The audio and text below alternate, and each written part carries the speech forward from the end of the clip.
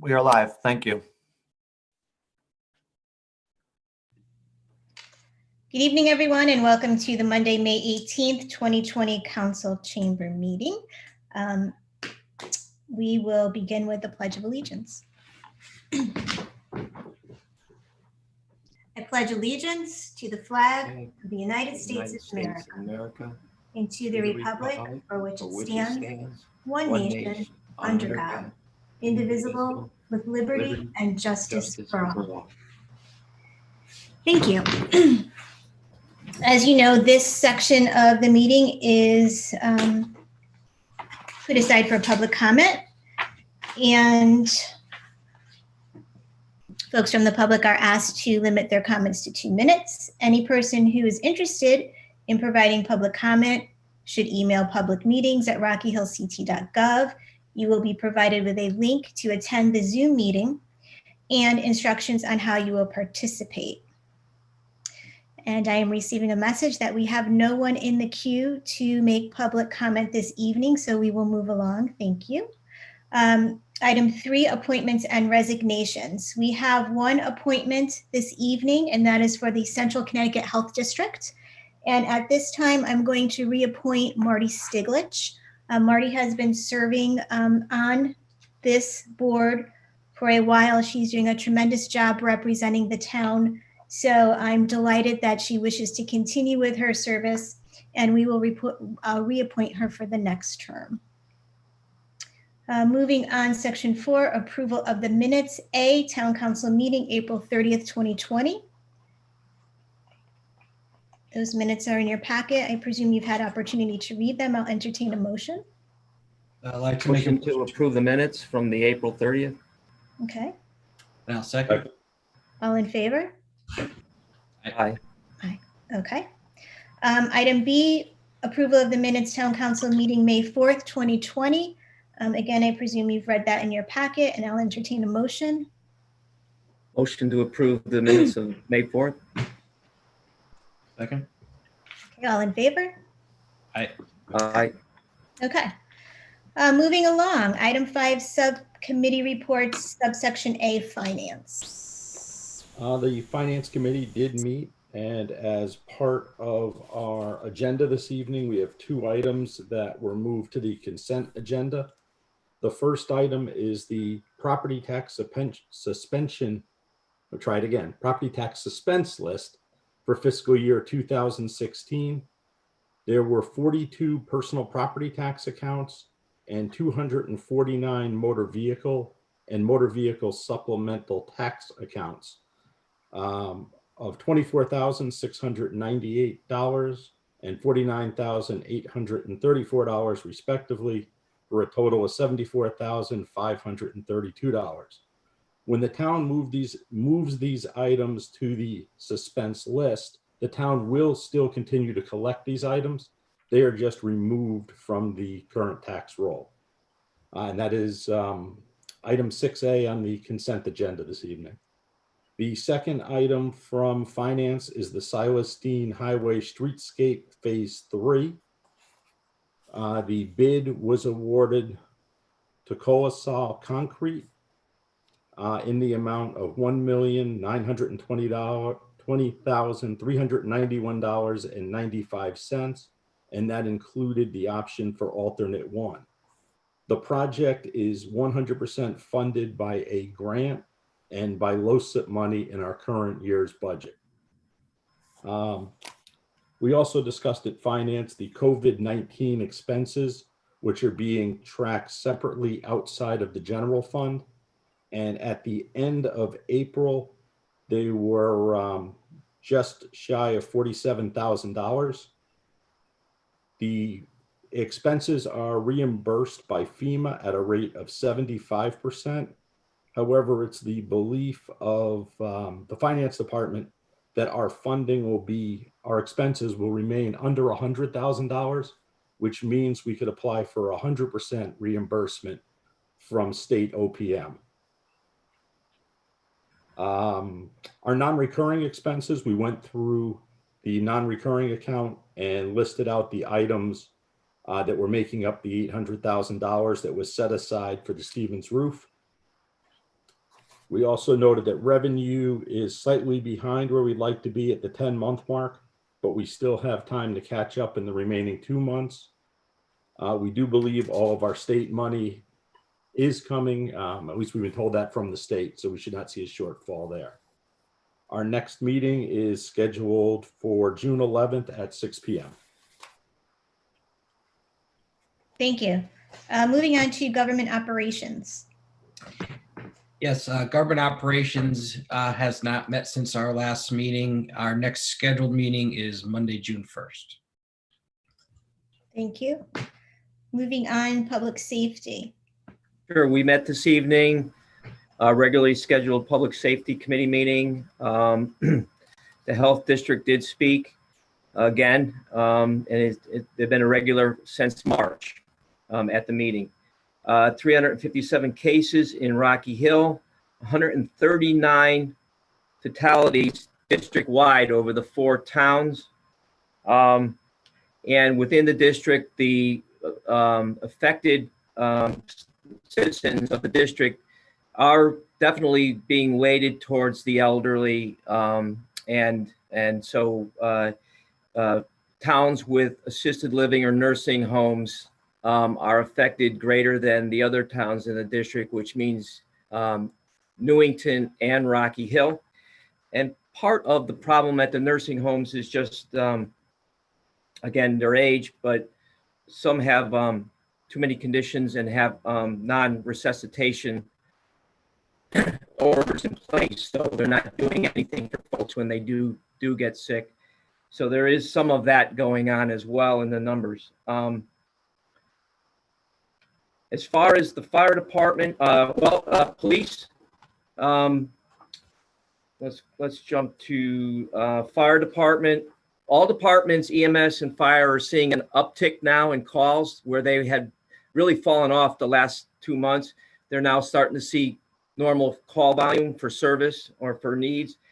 Let's see, fire department manpower is consistent at 70. Nobody out sick or affected. The fire department did get up the flags for the virtual Memorial Day parade along the old Memorial Day parade route. So you'll notice the flags are up. Fire department did get those up. EMS, 407 calls this month, definitely an uptick. 1,479 year-to-date calls for them. 70 members strong in the ambulance area, and no sick employees. So again, our departments are following their hygiene, their safety, viral hygiene, and wearing their masks and washing, and it's working. Police report the same results, and that they have only 1 officer out, and that's just precautionary and observation. Otherwise, they are good and all set. All departments report very good standing on their PPE. So the department heads have been managing their PPE fantastic throughout this whole process. The police officers have 1 recruit finished through the system and is now being onboarded. Park trails are busy. They're watching a little concern for robberies in neighboring towns, but otherwise, it's still relatively quiet out there from the police point of view. Our next regularly scheduled meeting will be June 15th.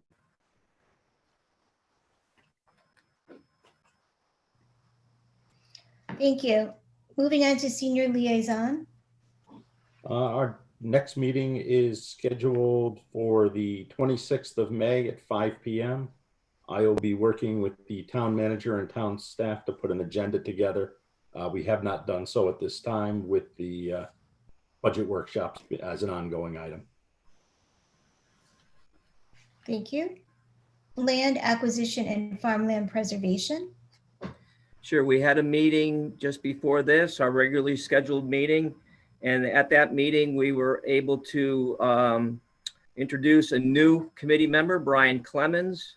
In addition, we had council sit in and others sit in, farmers sit in to hear a presentation by a consultant hired to look at the uses of the farmland and the areas of the farmland. And so we got a presentation there. But of course, there was not a lot of time for us to get into different other areas. But we did have a good meeting. We did get quite a bit of information from the consultant. And our next scheduled meeting is June 15th.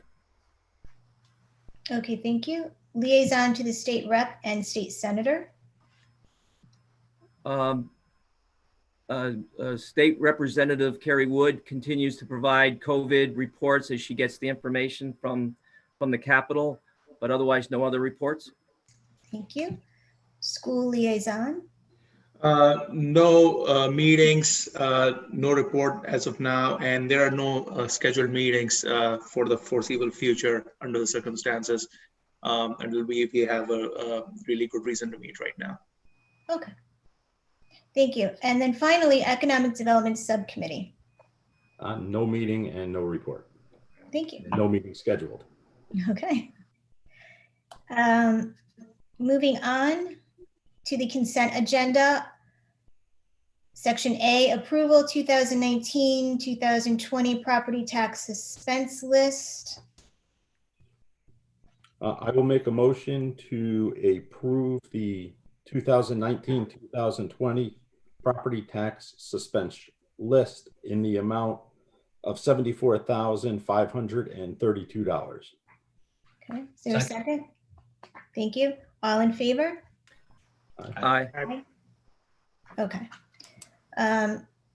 Paragraph B, award of bid, construction contractor, Silestein Streetscape Project. I'll entertain a motion. I'll make a motion to award the construction contract for Silestein Highway Streetscape Phase 3 to Colasol Concrete in the amount of $1,920,392 for the construction of Phase 3 of the Silestein Highway Streetscape. I'll second. Okay, all in favor? Aye. Thank you. Let's move on to old business, item 7, paragraph A, discussion possible action, community/senior center.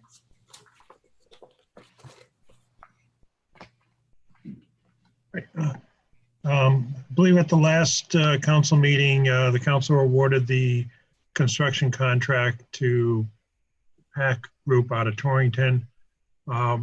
Currently, the attorneys are working on finalizing a contract with them. But last Friday, the contractor, as well as the architect and Colliers, did have a meeting here at the town hall and reviewed the job site, walked through the buildings, space of the community center, and so on to start planning on the construction, as well as establishing a construction site, fencing it, and so on. So that was the initial meeting. I think in a couple of weeks they may have one and bring in more of the town staff to start planning planning out in more detail. Pretty much the community center has been cleared out. A lot of the stuff that was in closets and furniture, we did hire movers to take it out and put it into a trailer for storage until the construction's over with. And personnel that were in the community center location has been moved to other locations within the town hall. So that project is still moving along, and hopefully we'll start breaking ground in a few weeks. That's it for the community center report. All right, well, that's exciting news. Thank you. Moving on to new business, section 8, subsection A, discussion possible action 2020-2021 town budget. Okay, associated with this section were the 2 budget cut resolutions that were discussed last Thursday. The first one relates to cuts that the department heads recommended that was discussed at the meeting, in which it was agreed to take out the $15,000, I believe, cut for software relating to internet protection, and the capital improvement reduction for the Firehouse 3 roof, which was 47, that was taken out. So the total of the department's budget cuts came to $574,946.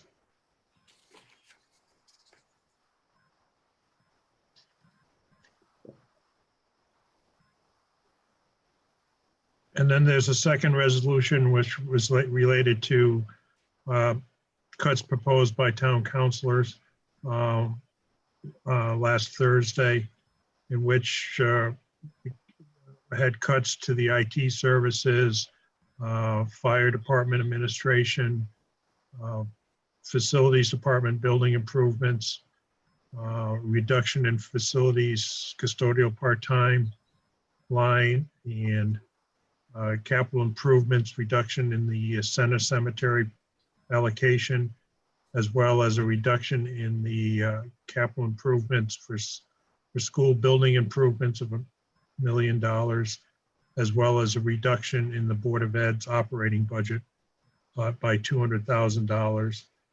And those town council budget cuts totaled $1,249,350.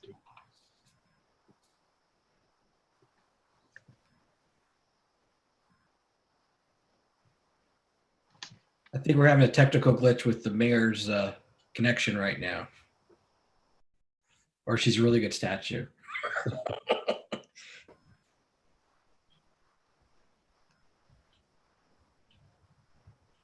So John, while we're waiting, so this first item A, this is on those two resolutions.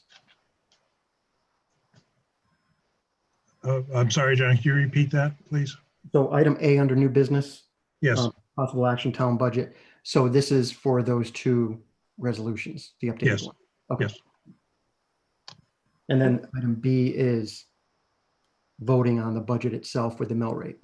I should have received a copy from me for the adoption of the 2021 annual budget, which establishes the expenditures for the town, Board of Ed, and debt services. And then the second one would be related to establishing a mill rate. Got it. Thank you. And just to clarify, so instead of walking through the book page by page and accepting the cuts like we've done in past years, it'll be approving, I guess, a series of 3 resolutions. The first 2 that you just described, as well as the final budget adoption resolution, or am I wrong about the logistics of that? Right, the first 2 resolution relates to budget cuts and doing it more in the aggregate than line by line type of items that were done in the past.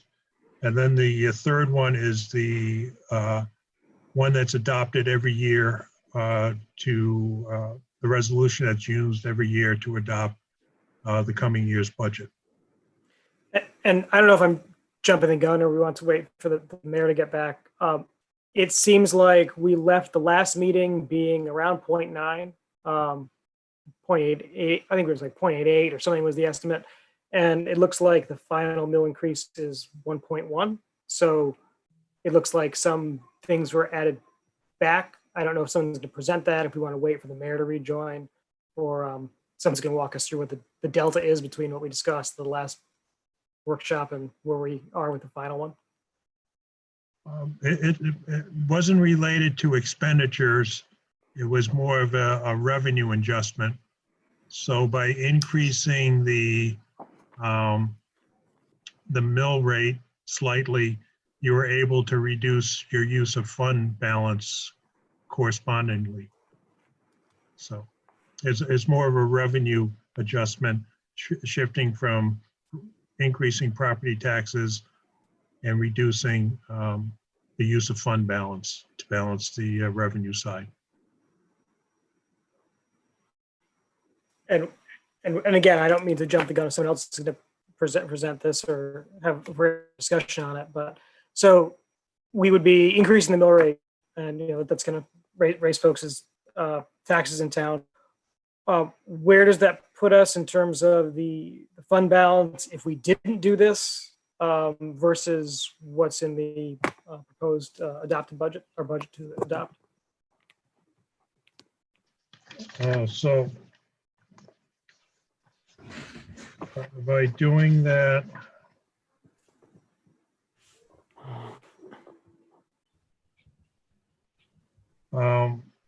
what we did is the taxes, property taxes, by increasing it, we were originally going to collect about 73.9 million in property taxes, but by increasing it to 1.1 mil, we would be collecting about 74.2 million, and therefore it would reduce our use of fund balance, excluding that 6% transfer we do every year for capital improvements, reduce the use of fund balance from a million, almost 1.2 million, down to about $941,000.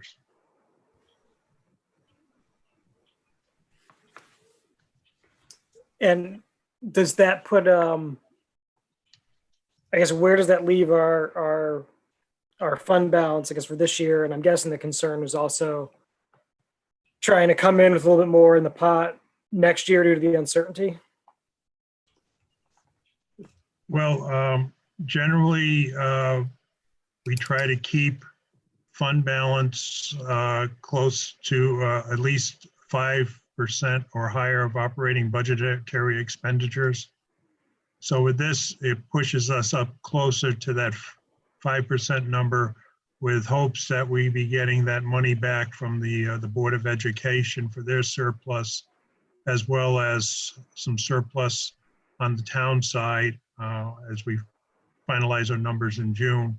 So that would increase our fund balance higher, which is always a good thing when it comes to rating agencies reviewing the town for any debt service.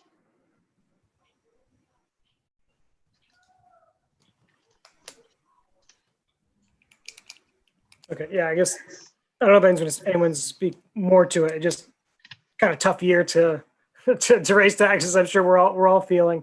So I guess I'm just trying to get my, it wasn't something I think we talked about at the last workshop.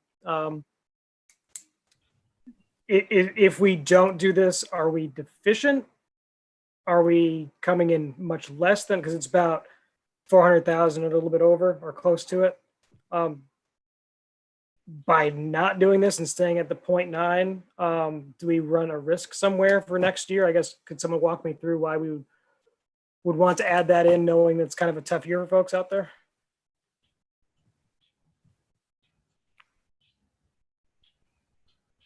Do we want to get through the first two resolutions, make the motion, then we could put the discussion in, get it back in order? Would that be okay?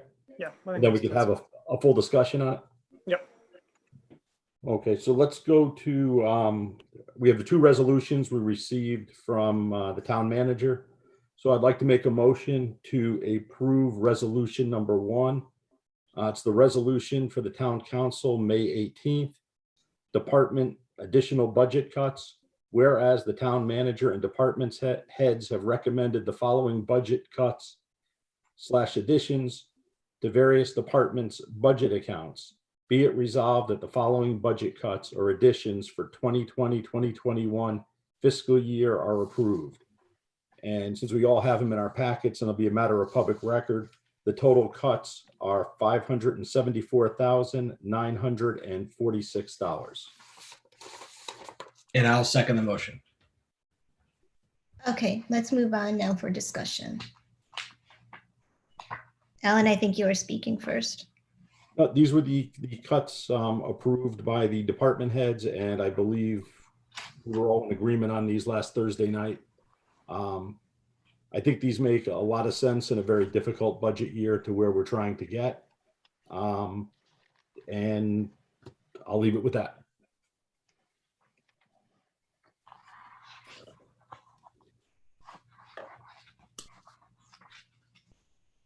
Is there any other discussion? Okay, let's move to vote. All in favor of Department Cuts Resolution 1? Aye. Aye.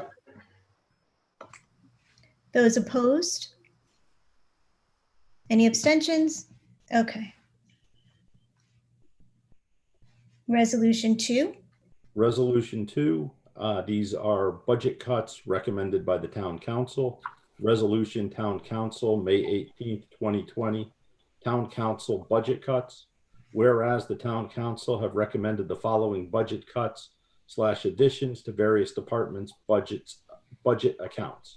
Be it resolved that the following budget cuts or additions for the 2021 fiscal year are approved, totaling $1,249,350. I'll second. Okay. Any discussion?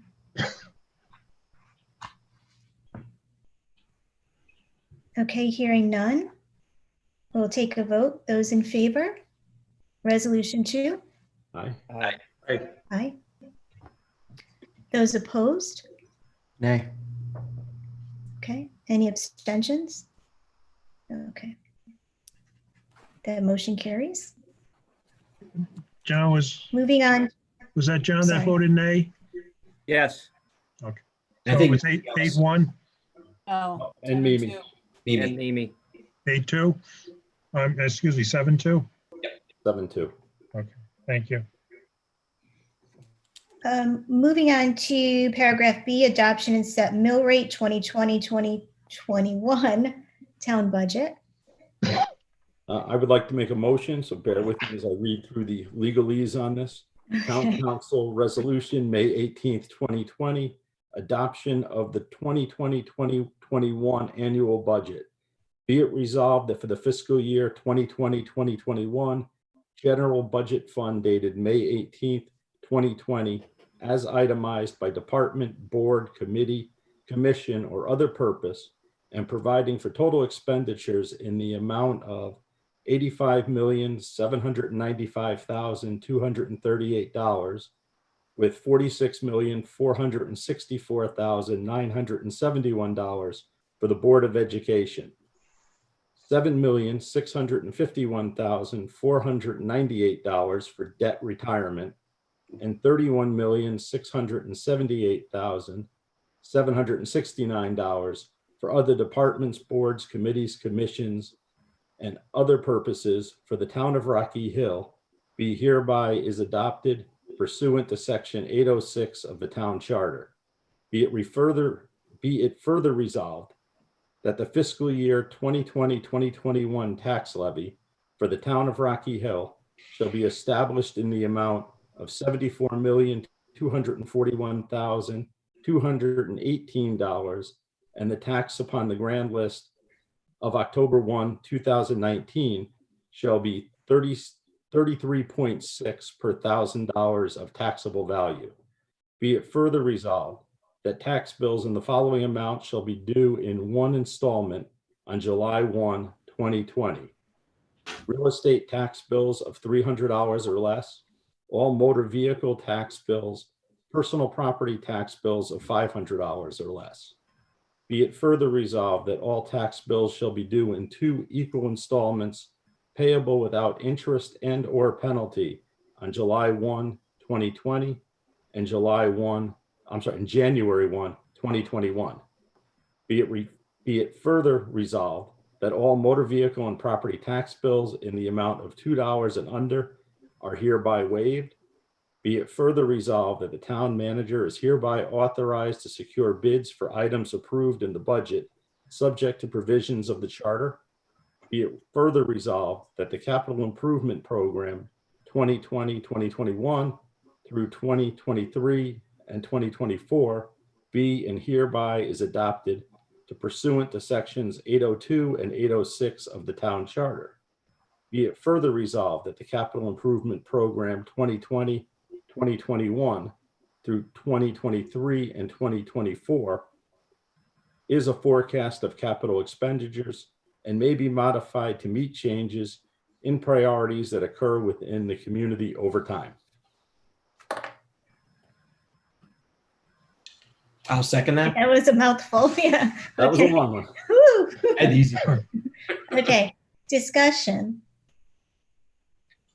I have So some comments. I'll start with, I guess, the discussions. First and foremost, we worked through the expense side, and I think we're okay. We've moved through that. On the revenue side, as the town manager mentioned before, there's an adjustment to the use of fund balance. And part of that methodology is we are in a very unusual time right now. 3 months ago, the economy was rolling along at a great pace. Unemployment was basically statistically zero. And now we're looking at a 15 to 20% unemployment rate. At this point, the state is in the process of starting to open up. And while we don't know what opening up is going to look like, in reality, reading the reports from the state and other economic experts, it sounds like this is going to be more of a long-term economic impact than an instantaneous opening and poof, we're back to normal. So by making an adjustment to the fund balance, it allows us to make maneuvers into the next fiscal year if the economy continues to falter. Now, we'd all love to say we could have the lowest mill rate possible in the current fiscal year, but if we do that, we have no ability to make adjustments going forward into next year. And having said that, we have taken on a great deal of debt through bonds that were issued based upon public referendums. And unfortunately, at a time when our economy faltered, also was a time when our debt became due. So we've been able to minimize the amount of payment needed by using fund balance, something we usually don't do. And making an adjustment will allow us to continue along that path into a second year.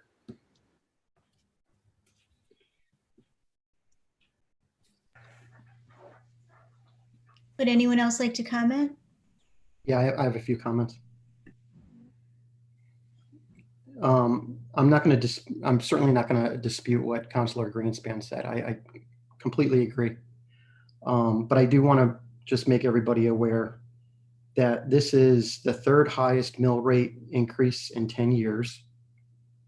In my opinion, it's not sustainable, even with added debt, contractual obligations, town facility improvements.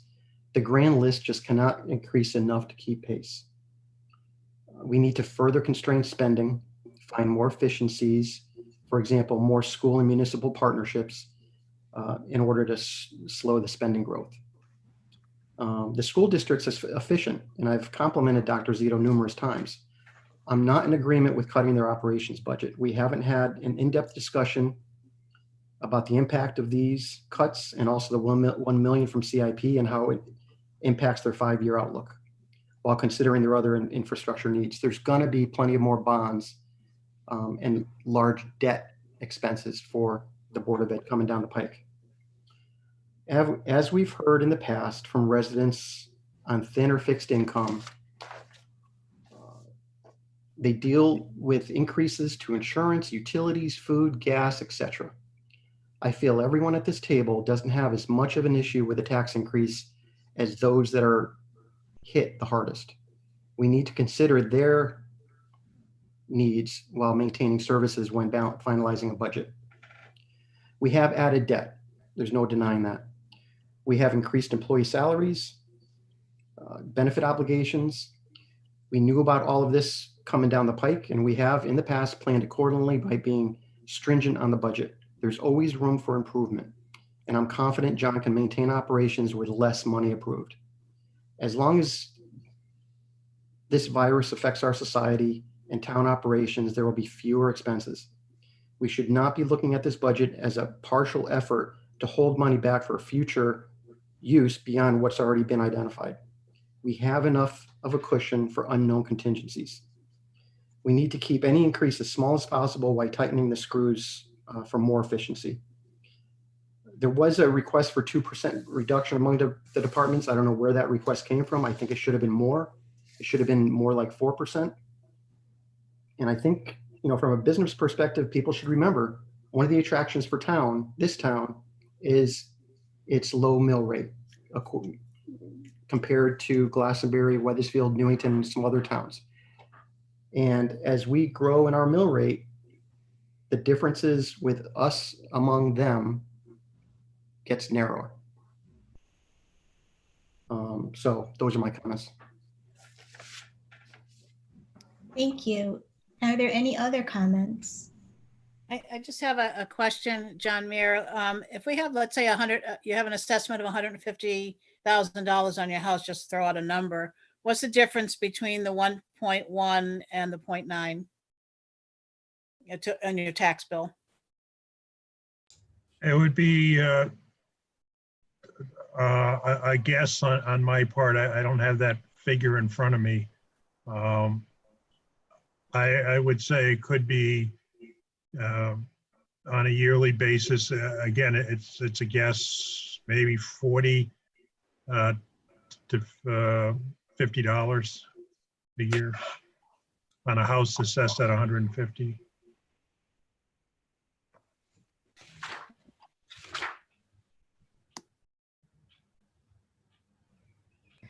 Okay, any other comments or questions? All right, I'm going to ask. Sorry, Go ahead, Chris. Yeah, so one of them I think will be pretty quick, but I just want to make sure. John, earlier this year, we approved the taxes the extension of taxes basically being due on October 1st instead of August 1. In the very long and eloquent motion that Councilor Greenspan read, was there any changes that we needed to do to reflect that the shift in when those taxes are due in that grace period? I don't know if we need to take a look at it, based on our standard motion, if it could be adopted or changed, to reflect that. No. This motion is establishing when the bill is established. Okay. The payment date, because in the past we never addressed the 30-day grace period. It would be addressed on the bill that is sent out to the taxpayer. So it will say on their payment due by, let's assume 90 days is October 1st. So there's no need to put that in the resolution. Okay, yeah, wanted to make sure there. And the second is, as we look at the difference between, the adding this additional change in the revenue side, so we're not drawing down the fund balance. Is that part of a larger plan? I guess our bond rating has been going up. Is the idea that this will help continue that so we can refinance our debt? I guess what I'm trying to, if the bottom falls out of the economy, I don't think the extra $400,000 in our fund balance is going to save the day. So trying to think of how that money, by not drawing out of the fund balance, best works for our town. Is that a way of helping us refinance the debt service to ease the burden on next year's, or is it really about trying to get a bigger contingency cushion? No. Well, I'm going to take the answer from a rating agency's viewpoint. Now, remember, the town has two constraints on its fund balance. An ordinance was passed that says anything above 6% gets moved into the next year's capital improvement program. Plus, they have been going along as a rule of thumb that trying to keep fund balance at 5% of operating expenses. And one thing the rating agencies do not like to see is use of fund balance to cover operational expenses. Now, they understand when you have a program in place and you're following it, whereby anything above 6% gets moved into the budget for next year, and that you keep your target above 5%, and you do it on a yearly basis. They like that, but they frown upon use of fund balance to cover operational expenses. Now, this year is an exception where a lot of things happened from February on that the town couldn't plan for it. So this would be one use of the fund balance to help offset some of those expenditures, but it's not encouraged from a rating agency standpoint to do that. So this would be more about protecting the rating that we have, I guess, for lack of a better term. And yeah, the larger the fund balance, the better. They like it, but we're sort of under that constraint with that 6% transfer cap. Thank you. Can I make a comment and actually a question to John as well? John, isn't that right that if we use the fund balance right now for like 400,000 odd, like right now, then in essence you have to pay it back next year into the fund balance, right? It's not like you just use it. No, you don't pay it back. Fund balance grows by surplus funds from a budget year flowing back into fund balance. So it's sort of like increasing your retained earnings on a corporate level. So you don't really need to pay it back, but you usually replenish it through operational surpluses. Right. So Yeah. Perfect. I get that. So when I say payback, in a sense, like not literally, but Yeah. To keep it around 5%, which was your stated goal, like a rule of thumb, we need to like cover that base in some way through surplus, right? Point well taken. So my point being with what Chris says about like 400,000 odd is not going to help us if the bottom falls out, right? Chris, the way I think of this is because you have a very legitimate point on the economy. The way I think about it is this: if we are in a $500,000 hole next year, this is going to exacerbate like that problem, right? That's basically you're going to create another hole which basically we won't have a surplus, right, to pay it back or manage this, right? So essentially you're basically creating something which is bigger than what would exist next year as a problem, right? If you use it right now. That's how I look at it. Yeah, it's not going to solve everything, but it's going to. You're creating it is that we're increasing our fund balance so that at the end of this fiscal year will be available for next year based on potential negative budgetary results that will help us provide us a reserve to help us offset some of those negative numbers. Right. So it might help. That's all it is. Like it might not solve the problem, but it might help. It would help definitely, depending on how big the problem is. Correct. Reasonable. Yeah. Fair enough. If I may, I'll take the next shot. First, I want to thank all the folks on the town side and all the fellow counselors in going through this process. I thought the workshops went well and were informational and educational. As Alan said, none of us want an increase in the mill rate.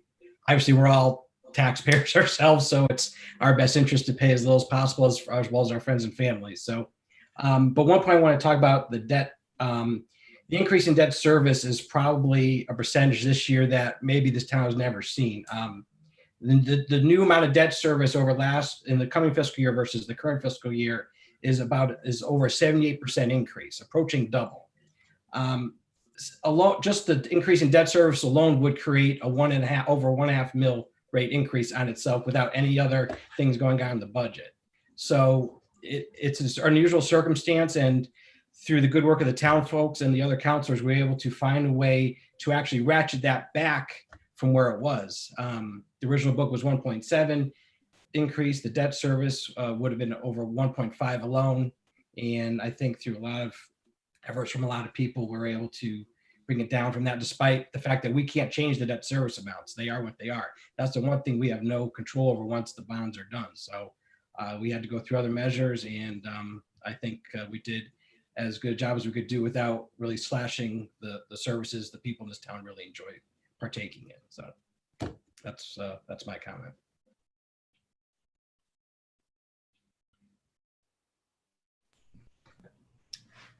Okay.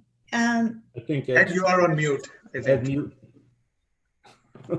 I am having all kinds of troubles tonight.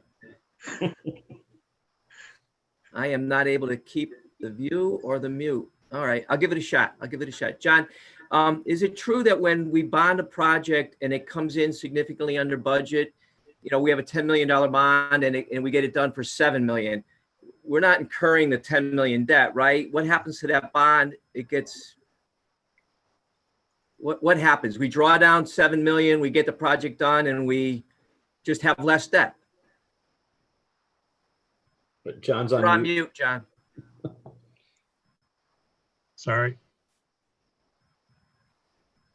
We're getting back to your initial question. You put together a budget of $10 million and you go out for referendum and it passes for 10 million. Then you go out and you build the project and it comes in at 7, discounting any grants or anything. So then you go out and you bond $7 million. That referendum has bonded 7 million and approved but unissued 3 million. And that money sits there until the council takes the appropriate resolutions to close out that project. But it just sits there as unissued bonding money. And we don't have any debt service on that unissued bond money. No. And we know that we have quite a few bonds coming online or bonding debt. Can you project out what you think the, kind of like what you did in your cover letter in the budget book, what do you think the bond level is going to be, the bond debt level will be as a percentage of the budget next year? Just very, very round figures.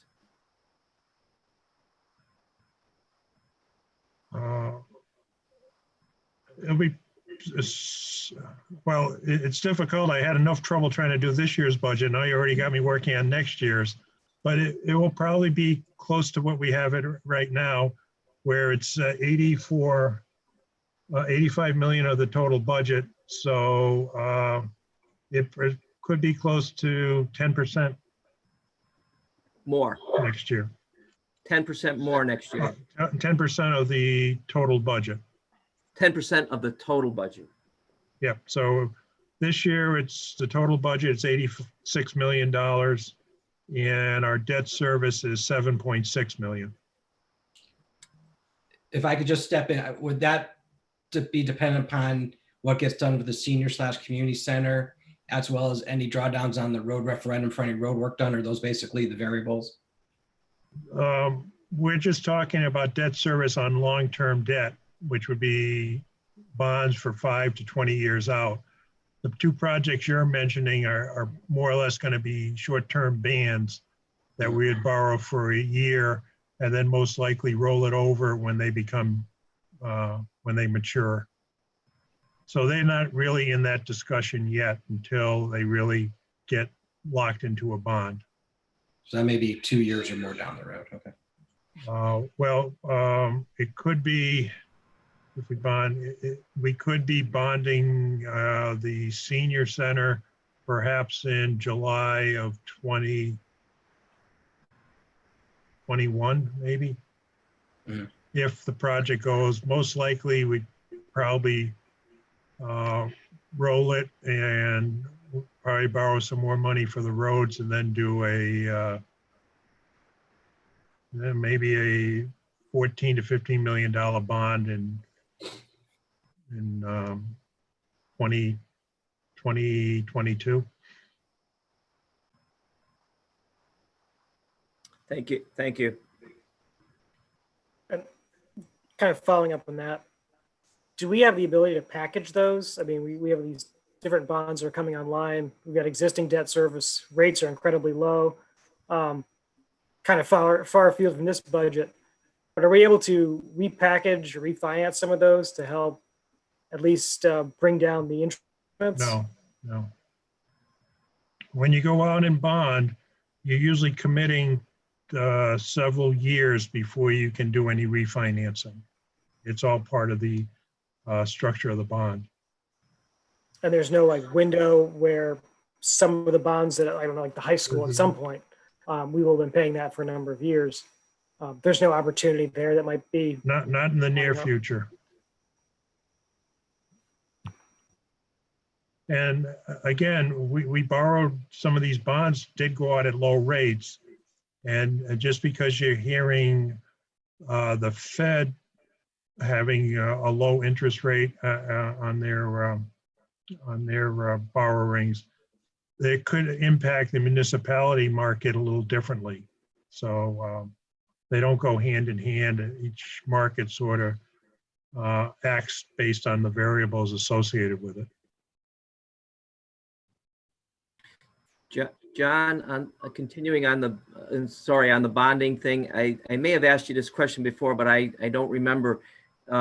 Is there a natural or is there a rule of thumb based on our size town budget, how much bonding we should have, or how much bonding we should attempt to do as a percentage or as a gross number? I don't. Well, there's always best of guides and all of that, where for a while Rocky Hill had very low bond debt because they didn't have any major construction projects they're paying for and so on. So it's hard to say what's the right dollar amount, because usually you have to meet your needs of your town, where due to the growth in the school population, we needed the intermediate school. Due to the residents wanting an expanded senior center, we have a senior center that's been approved, and so on. So I don't think there's a right number that from a book standpoint. I think the number is basically the needs of and the wants of the town and the residents of Rocky Hill. Thank you.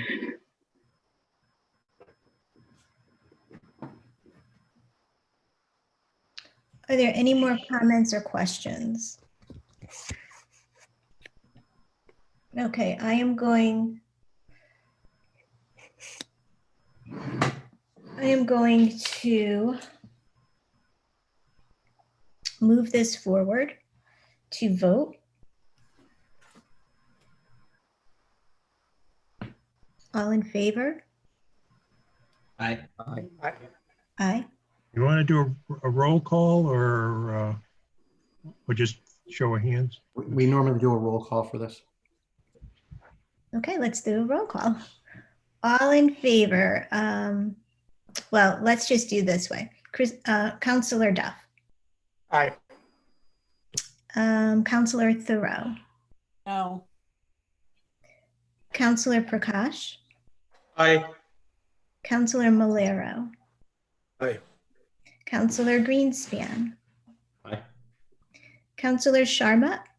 Aye. Councillor Levine. Aye. Councillor Emmanuel. No. And myself, Lisa Murata. Aye. Okay. Many, many, many weeks and many hours of hard work. Thank you all very much. Moving on to paragraph C, discussion, possible action, Straska Farm.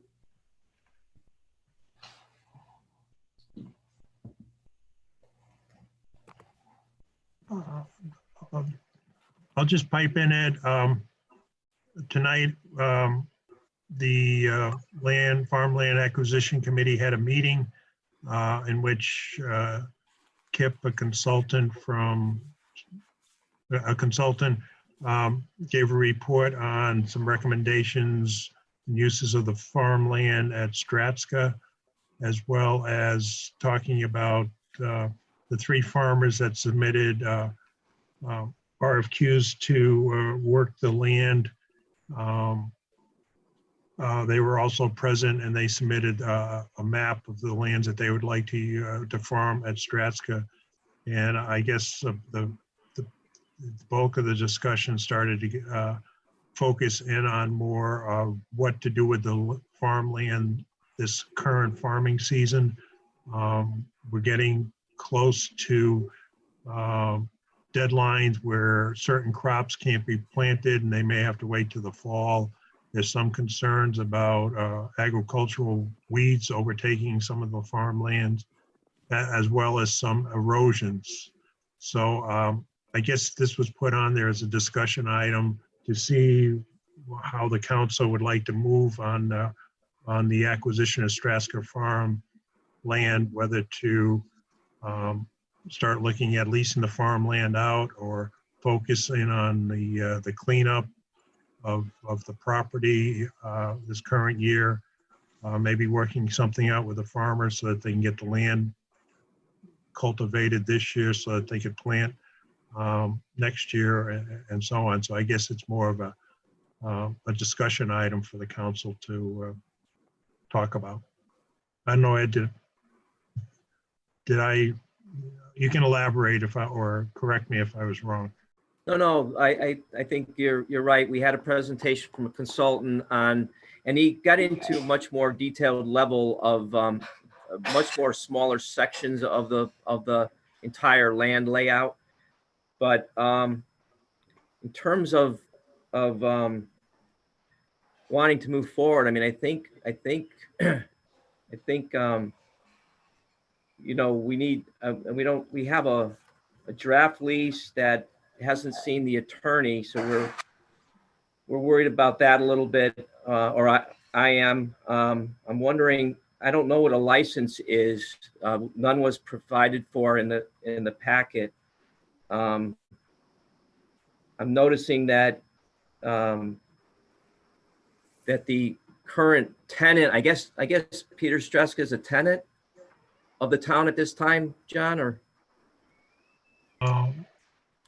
the Stratska, yes, Mr. Stratska is a tenant. Part of the purchase sales agreement is that he would have 1 year, 360 days to stay on the property. And during that time period, he's supposed to be cleaning up his stuff and removing it from the property. And then once the 365 days are up, then it becomes town property. His section A becomes part of the town's, or section B would become part of the town's Stratska property. Right, we had to extend him a month on top of that, right?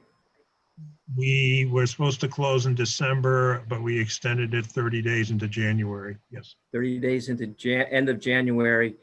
Is he on schedule with his vacating? That we know, we have a sense of his extricating himself from that parcel? Oh, that's a good question. It's difficult for me to say yes or no, because when you drive by, it doesn't seem to change any. He does have, the town does have a time period that if it appears that he's not doing anything, I think it's about, I don't know, Ray could correct me, 240 days from closing. Then the town can step in and use the money in escrow to start cleaning it up. But I think it's been only 3 months, so it's. I suspect he's having some difficulties due to the pandemic. Ray's having technical difficulties, so he's going to speak from here. John, I'm wondering if Mr. Stratska is having any delay in removal due to the pandemic, logistics of getting contractors in there or doing whatever. Again, we don't know. That's a possibility. It's affecting everything. Yes, Ray. Oh yeah, I was listening, but I could not speak. Just to step back to the draft lease, Ed. The idea was to let the town council look at it first, make sure you have everything in it that you guys want. And then I was going to send it off to the town attorney to make sure it's all legally drafted correctly.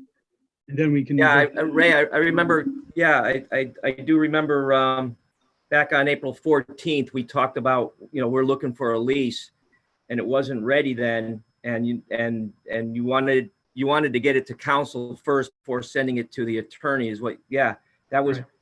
We were unable to have a farmland meeting on April 20th. We had no agenda.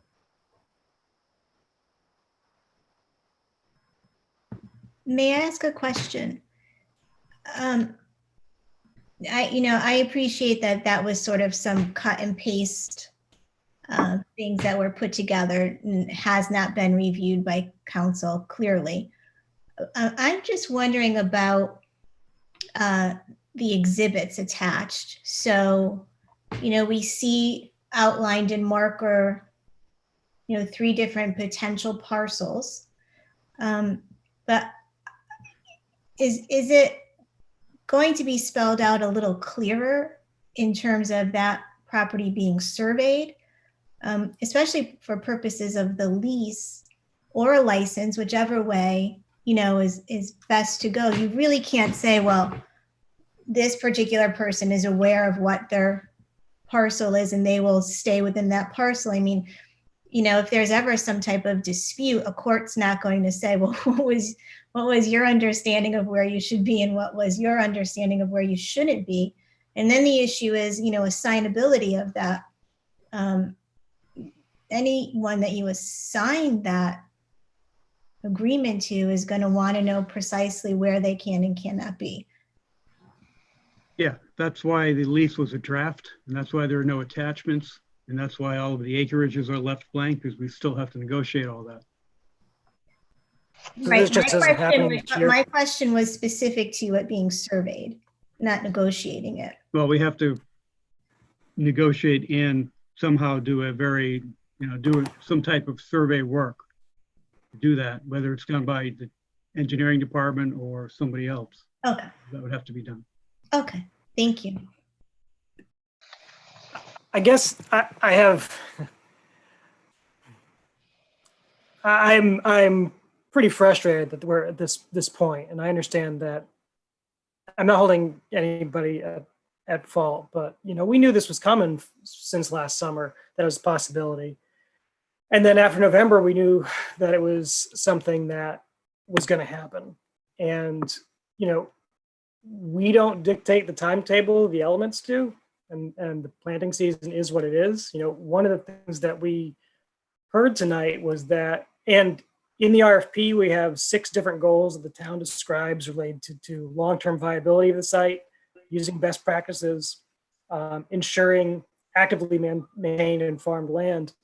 And Kip agreed that there's value in having it being done this year. The longer we go, the more expensive it becomes and the more work there is to be done. Kip mentioned that some of these plots haven't been maintained in a while. And if it gets to the point where it goes longer than a couple of years, the cost to remediate is between $1,500 and $2,000 per acre. We have to remember that part of this project was to engage with our local farmers, who are local business people in town, as partners, and it has to make sense for them economically to do it as well. I mean, if we take too long with this, we might not have anybody who wants to use it, or at least anybody that we know. That's why I believe Kip had recommended going with the short-term 1-year licenses to allow the site to be worked, some of that invasive clearing or cover cropping being done, so we can better develop the long-term plan. There's a lot of things that we need to work on, things like community gardens and wells and all these other things. But if we stop working the site, we're going to be in a lot of trouble. And I'm not really sure how we're just talking about this stuff now. And I don't know how we move this thing forward. I just think that if we wait until the next farmland committee and the next council committee, we're basically throwing the growing season away, and we're going to be a year behind. And at a time where we're scraping under the couch cushions to get extra revenue, the more money that farmers have to put in to remediate the land, the less money the town's going to get. So I really hope that we can think of a licensed approach. I mean, especially knowing that the way farmers operate, especially these 3 farmers who've been working in town, their families, have roads named after them in town. We know these folks, they're very used to changing land in between each other. I don't think we have the expectation that they're not going to be cooperating. Not that we want to put the town at risk, but there are probably ways to help this move forward in the short term while we adjust the bigger picture long term. And it kind of feels like we're stuck. I think you bring up some really great points, Chris. And part of that issue is, not having KIPP available to us before now. I know that Ray has been, speaking with him. You guys have been speaking with him. We just have not been able to get him in. And that's an issue. The other issue is the pandemic happened. And our departments are working incredibly hard in every direction, because every day this is such a fluid issue, such a fluid problem for us, that the departments are being pulled in so many directions. Every day the governor says this is how it's going to be, even with respect to phase 1 reopening. And today he changed position.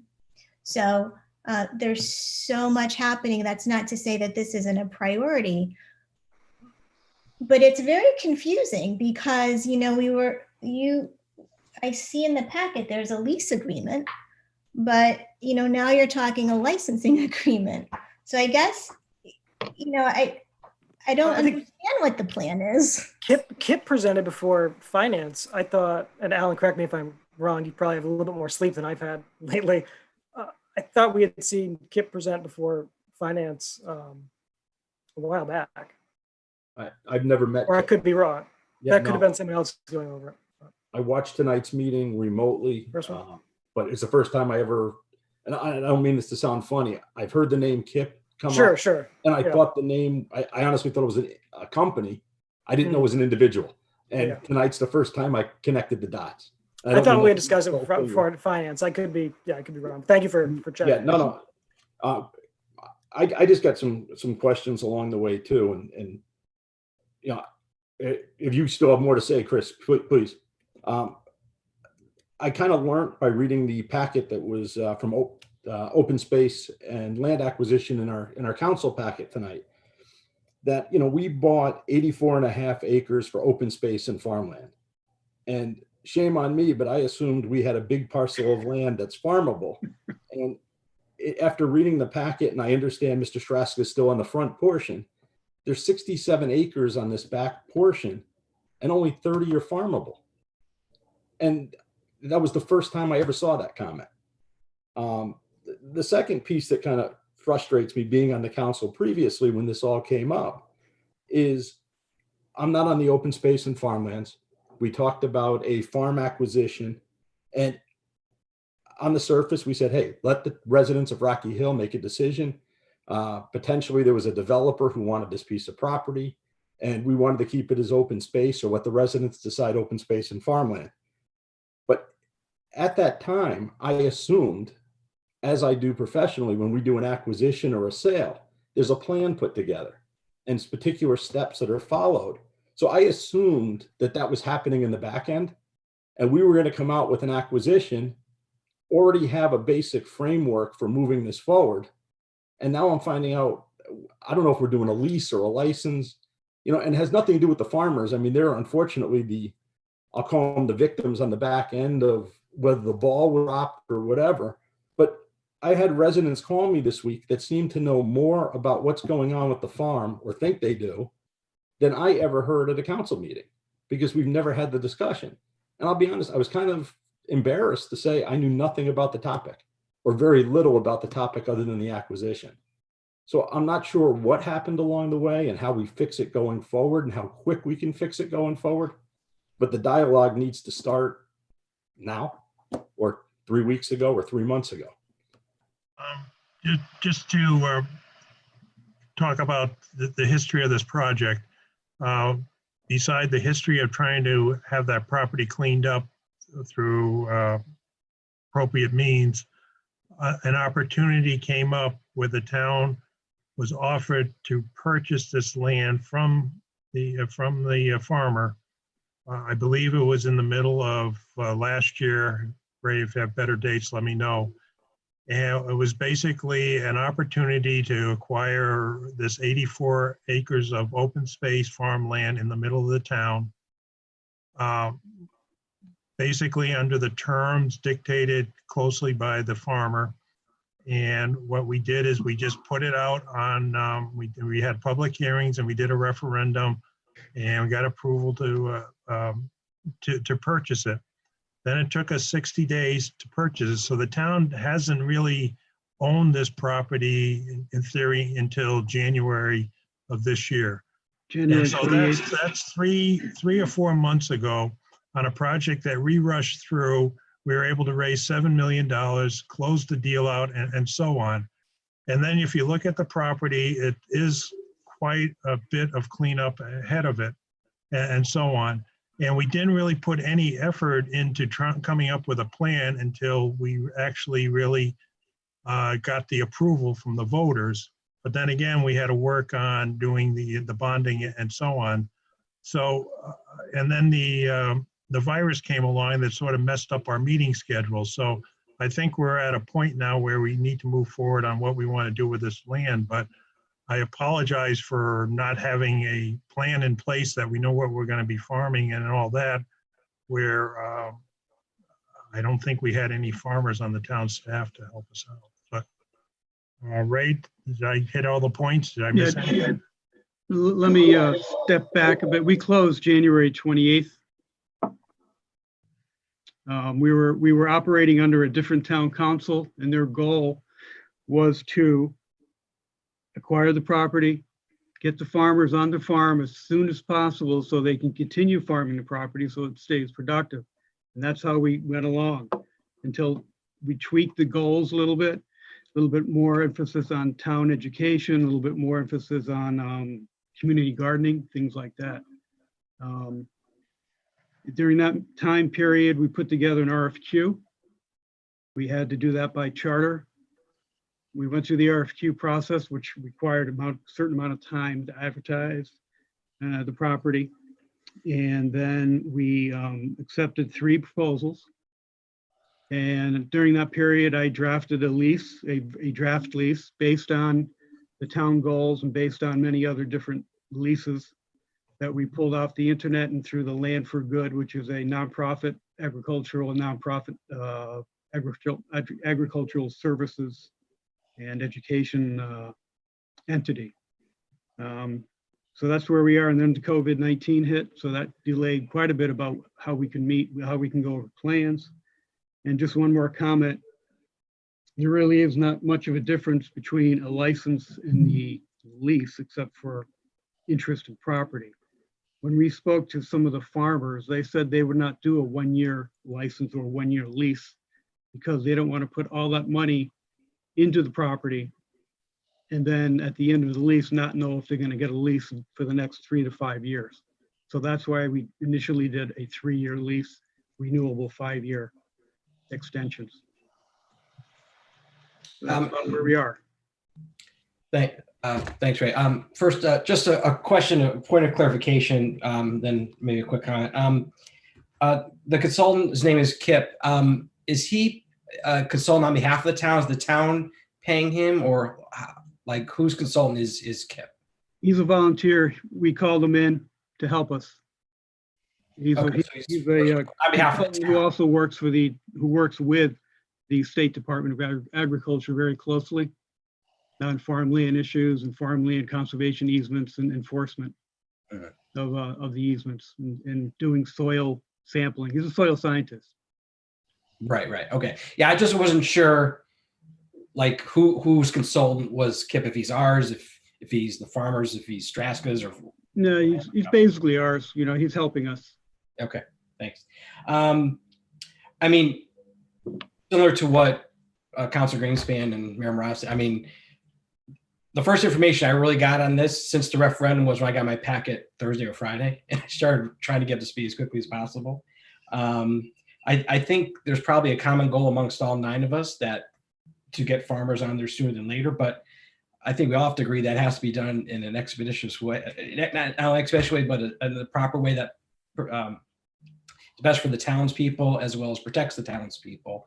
And we need to make sure that all of our I's are dotted, T's are crossed. So I know, Chris, you said, the farmers have all gotten along, and, this is not maybe uncommon, in the farming community, but as the attorneys who are on the council can probably testify, and I can, most people, when they go into agreement, don't anticipate there being disagreements. And so, obviously everybody's happy at the time of agreement, but then when push comes to shove down the road, you want to make sure everybody's protected. In this case, most protected, which are the citizens of the town who own this property. So I think we want to get to that point, but we need to make sure we do it the right way with having, all the information available to us to make a right decision. I mean, to me, I'm kind of, as an attorney and as a farmer, I'm kind of surprised that the town attorney wasn't involved with the drafting of the lease, to begin with. I mean, they should have been looking at, Ray, and all due respect to you, but we know we have to run it by the attorney. So I'm surprised that they haven't been involved with it, working with you on it. And you're busy with other town functions. I'm not sure what the, well, this is the least expensive way to do it. And nothing will happen unless the town attorney reviews it and approves it and modifies it. I needed to find out if I had all of the goals and wishes from the town council first. If we did, I go to the town attorney and then we make tweaks. Instead of going to the town attorney with the draft I have and she going through it and then sending it back to the town council, adding things to it, then sending it back to the town attorney. So this was just trying to make it a simpler process. Okay, and also, I can attest to the fact that when you don't work the field, it can get overgrown. I mean, the weeds here, we have vines and things that are unbelievable. It's like Jumanji, and we've had very wet spring, so they're growing. The weeds are growing like weeds. So it's, would be great if we could get it in this year, but the window was closing rapidly, and it's just unfortunate. So that's a great segue for what I was going to ask, like a couple of things, right? And I think the first point I wanted to make is well established now, which is, and I'm not going to rehash it, which Councilor Greenspan and Councilor Levine have already kind of articulated, right? I think just not being on the committee, I kind of assume that, I know less about it, but what I realize now is I don't know anything about it, which is kind of strange. Coming on to something and to be expected to be voting on it or doing possible actions, I expect to be at least a little bit informed, right?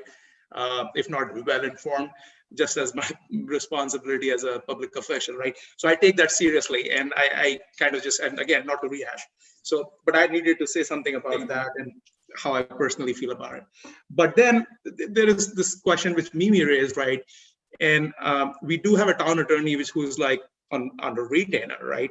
So I wouldn't think it will be a very difficult thing to do, to send it to him. And I get what Ray's saying about, trying to make the process smoother, but or less expensive. I think I heard you say, Ray, but I think a town attorney who's on a retainer, I don't think he's going to charge you more because he's on a retainer already. I think that's my understanding for these kind of issues, right? The third point, actually, which is the most important point in my view, from my perspective, is I also streamed the presentation which happened before this meeting, right, in the committee, and Kip was there doing the presentation, and I had a lot of questions. At some point we'll get to ask him the questions directly, but there are a couple of things he pointed to loss of fertility and the growth of the agricultural weeds and things like that, which are all valid concerns probably, as Mimi said. But my question is, and maybe somebody can answer this, and maybe it's a Kip question, which is, what was going on in these ABC plots before? How long they have not been cropped, right? And if they have not been cropped, and I know that I don't know the answer, if they were being cropped until last year, I can see a very good reason to come out here and say, hey, if we don't crop it this year, we have been cropping this for many years. If we don't crop it this year, everything will go to, to waste, and we will have more problems on our hand. But that will be different if you told me that this piece of land, A, B, and C, as marked in the exhibit, has not been cropped for last several years. So I don't know the answer to it, but I'm asking that question because you have not been doing crops on these plots of land for years. 1 year is not going to change it, in my view. As less as I know about agriculture, I can make an estimated, like, educated guess. So I actually have questions like that, which I can't get an answer to, at least in absence of Kip here. So I don't know if you have answers to those questions. So I have lots of questions like that, and I would like them to be answered. That's all. Again, not assigning blame on anyone on the process. We want to do the right thing and we want to move forward. Obviously, as Councilor Levine said, and I truly believe we have all the right intentions here, as Chris said, right? I mean, we want to do the right thing and, move forward with this and make it as productive as we can for everybody involved, right? But I think we need to have some basic answers. That's all I'm going to say. I do think that we have the subcommittees which explore these in depth and then present the findings to the the council as a whole. I mean, we just went through the property tax suspense list and the consent agenda, and probably wasn't a lot of detailed discussion, about that, even though it's pretty, in-depth issue. I mean, there are leases that we approve on finance that, by the time they get to the council, they might go on the consent agenda. Maybe we'll talk about it a little bit, maybe we won't. I don't think that certainly we want to get information out to the public and to the council so people feel informed, but I think we owe it to the public and to the farmers who we put out an RFP for earlier in the year to be upfront about what is our actual timeline, because this was supposed to be a revenue item too. I mean, it's not going to offset the cost of, what we bonded for, but it's supposed to be money coming in. And, at a time when we're pulling out, and I'm not going to, argue with it, we're looking to pull out $4,000 here, $5,000 here to help our bottom line as much as possible. If we're stopping this property from contributing on the revenue side or from being an amenity that people in the town can enjoy, we need to, figure out what do we go from here. I don't think we need to do, like the circular firing squad and agonize over how we got to this point, but how do we move forward? What does that timeline actually look like so people can set an appropriate expectation? Because we put out an RFP in March. I don't know if there's that maybe set the expectation about being able to work within this growing season, but it's possible that some of our business partners purchased materials, fertilizer, seed, whatever, that they were planning on using. They should have certainty on, is it going to happen this year for them or not? Like, what do we do next? If you don't mind, if I can chime in as well too. Now, myself coming from a background of farmers, just on my mother's side, who's have 9 brothers and sisters, and they all lived on a farm for many, many years, coming here to the States when they were 33 years old. So visiting their farmlands and living that, you couldn't ask for a better advocate as myself coming into a farmland situation. I think this is a wonderful opportunity for Rocky Hill. Absolutely agree. And if there's anything in my power to remove any hindrances, that's great, right? That would be a positive thing. But I'm going to put my project management hat on just for a bit. And when we look at constraints and timelines and looking at going forward, we talked about a little bit about the past. We're talking about catching up as of now, but now going forward. At this point, we have a drafted, a handmade contract and trying to do the best we can to try to make things moving forward. We understand that that's the positive intentions. But now going forward, what are the milestones and the timelines that's needed and some of the risks going forward, right? Is there a plan in place? For example, have we heard back from the farmers, the folks that are interested in it, and what they need as timelines? For example, in today's presentation, hearing Kip for the first time, I heard some things such as you know, we're very close. We're looking literally weeks away from losing potential opportunities and farming. And then the question becomes, what kind of lead times do the farmers need to prepare themselves? So there is a lot of questions, and these questions aren't here to pose hindrances, but it's just reality. There's a lot of questions. So the hope is do we have, or can we put a plan together to help us figure out how to together expedite this going forward in the right way, right? We know there's risk. We still have contracts with the legal involved with. Now, like for example, a simple question would be, how much time does legal need, right? Is that a week? Is that 2 weeks? Is that a day, right? So that's all going to factor into the timeline to determine, is it going to be realistic back to the farmer? So that's a project manager hat that I'm wearing, asking those questions. I kind of think when we initially acquired the property, one of the first things the committee wanted to do was have Kip come on and do his thing and provide us a report and so on. And then I thought another item, Ray, was having the Natural Resource Conservation Service come out and do something, review it, and then give us a farm conservation plan. Right. And I think that was all items that we were talking about back in the January, February time period. And then we had the virus come along, and then all of a sudden we didn't have any meetings going forward. So I think we're sort of at the point where we got the report from Kip, and do we want to have this Vivian Felton come in and do something to do another plan associated with the property? But maybe it's just realistically thinking, the way things are going this year, the farmers won't be able to plant anything by June. But I think, as Ed mentioned, maybe it's a point of if we negotiate some sort of lease arrangement with them for at least like 3 years or something, where the first year, this current year, would be basically getting the land ready so that you can plant next year and so on, and then just negotiate a land lease rate for that, where I think it is going to be kind of difficult for all the parties to try to get everything done so that they can start planting this year. And even Kip did mention there's crops that you can plant in August, there's crops you can plant in the fall, and so on, just depending on what the farmer's business plan is. But I think we're sort of, our plan was to have Kip do a report.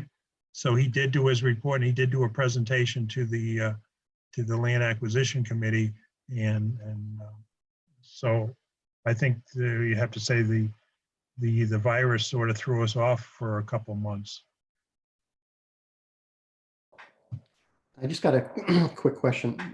Ray, I know there's a lot going back and forth here.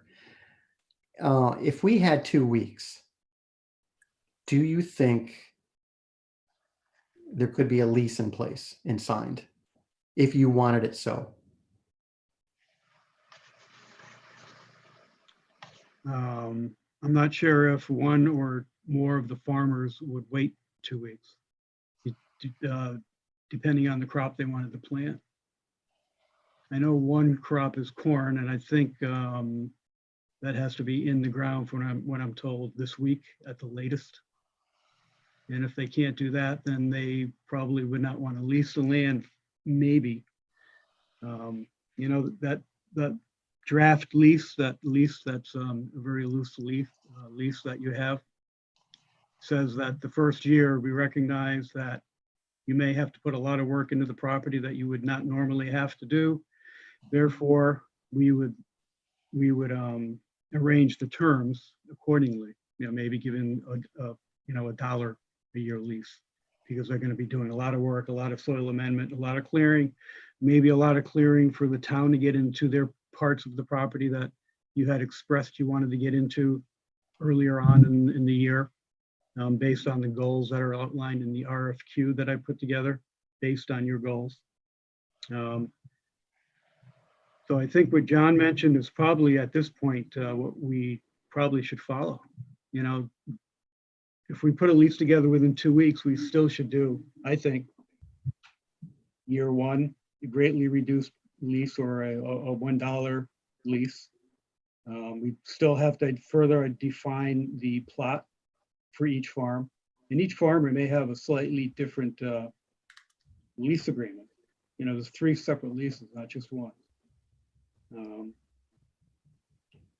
And maybe the farmers would agree to just keep the property going with a cover crop, as Kip had said, or he mentioned clover, which I'm not, you know, I'm thinking of clover you see in the grass. I'm not sure what he meant by clover.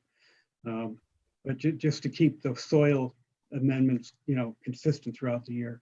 And then at the end of the year or beginning of the next growing season, they have the next 2 years lease at progressively increasing lease rates. And then at the end of the 3rd year, they have the option to extend it another 5 years. But of course, we have to have the, you know, the terminology correct and the acreage further defined in the field. And also the access. I know the town council wants areas for education and for community gardens. And according to Kip, those areas are where Mr. Strasker is currently living. So, you know, that's another year or 2 planning and mapping out where the community gardens are best, where the parking is best. That area certainly has water and sanitation. Is there anything that we could be doing as a town to help prepare that land, since we're the owners, instead of waiting for the farmers to come in and then next year they say, well, we can probably knock down a ½ an acre of trees and expand this portion of the farming, the garden. Is there anything we can do? Because I'm just thinking, I just want to make sure that we're not doing things individually, like waiting for the lease to be approved, surveying, land prep, all these things individually that we could, while we're going through this virus thing, that things could be done in conjunction with each other. Well, the best thing to do was let the farmers on the property and do what they do best.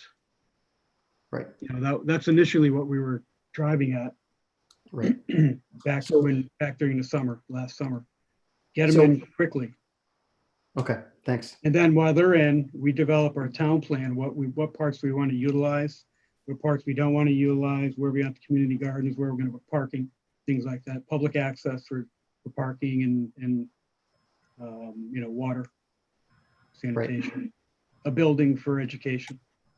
And I guess to kind of leapfrog off of what Councilor Moyera mentioned, you know, putting on the project manager hat. I mean, that seems like we've got a project with multiple phases. You know, who knows with community gardens, education. I mean, people aren't even gathering in groups of 5 right now. So that and we have a other cleanup that needs to be done. I would think that would be a secondary phase. But is it possible that we could reach out to the farmers to see what their timetable is? I mean, if they feel the season's blown and maybe it makes more sense to do it in the fall. I mean, I don't know if 2 weeks is a realistic time frame. A lot of times if there's a will, there's a way. If that was enough time for our legal to review and people to get comfortable with, I don't know. But there's also no reason to push to a deadline that may not exist anymore. So could we potentially do some outreach and just see what their red lines are? You know, do they have any drop dead dates as far as not being interested in you know, doing it in the spring and the summer? That way it can help maybe shape the rest of this project. Because, you know, there's no reason to push if we've already kind of missed the window, then save everybody a little bit of heartburn. But if there's something potentially to be gained through cover cropping or something else, that might help inform the rest of the process. I don't know if you're open to that approach. We can call them tomorrow morning. And if they say yes, then we can, you know, send the draft lease to the town attorney. If I have everything in it that the town council wants as far as the goals and other items. And I bet you the town attorney can probably review that within 2 weeks. So I think the way I think about this is like, we need to put something on paper saying, hey, these are our milestones or markers which need to be met before we actually can execute this, right? And they could be 3 things or 2 things or 5 things, right? And we can achieve them in a week, 2 weeks, or 4 weeks, whatever that might be. But I think if we can put them down in some way, shape, or form, like articulate them, right? And then come back and say, have you met those markers? Now we are ready to actually, just lease this out, right? So, I mean, it could be anything, like what the mayor raised about the surveying, or what was raised about the lease, right? A town attorney like reviewing it. There can be like 4, 5, 6 things like that.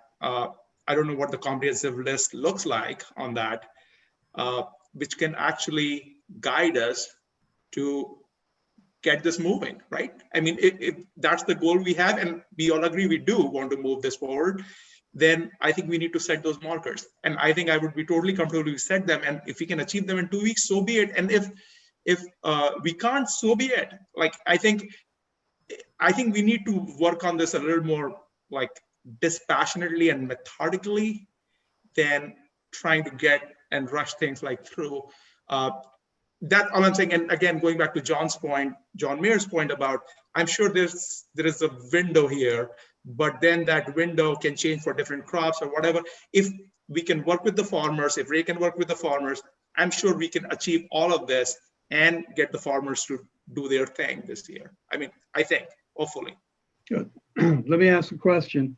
The farmers want to utilize all of the farm fields that are currently being cultivated, right? That's that map you have, map D, well, the last map that you have in your package. Right. Is that an issue? Are you asking me, Ray? Any issue with the farmers using any of those designated areas? I just, my 2 cents after hearing everything is, Ray, is that for us to do our due diligence, put the leases together properly, to get concurrence from the farmers accepting them. And I'm okay with a 3-year lease, but it's my understanding from the farmers meeting that we had that they were okay with bringing those fields up to snuff. And I think there is I personally think there's plenty of work that they have to do before they could farm it and get irrigation in there and get fertilizer and nitrates in the soil and all those good things. So I look at the goal of putting the farmers on the site this year, but to prepare it so they can plant properly next year and have a bumper crop. Because I don't think you can really rush the crop in right now, with all the work that has to be done. I mean, there's irrigation, there's a lot of things that have to go into place that I know they're all capable of doing. And we look to them to take on that responsibility. And we don't have anything about what the lease rate charges are going to be, but my understanding is they're pretty minimal. So, I mean, like any tenant, you take over the space and then you make improvements and betterments to your space. And that's what we expect as I think that's what the town expects as the return investment, right? We bought the land for you for $7.2 million. Please go on there, clean it up, and start producing crops next year. It never was in the referendum that they had to produce crops this year. Right. And maybe next year when they get a bumper crop, maybe something in the lease should say that you have to be at our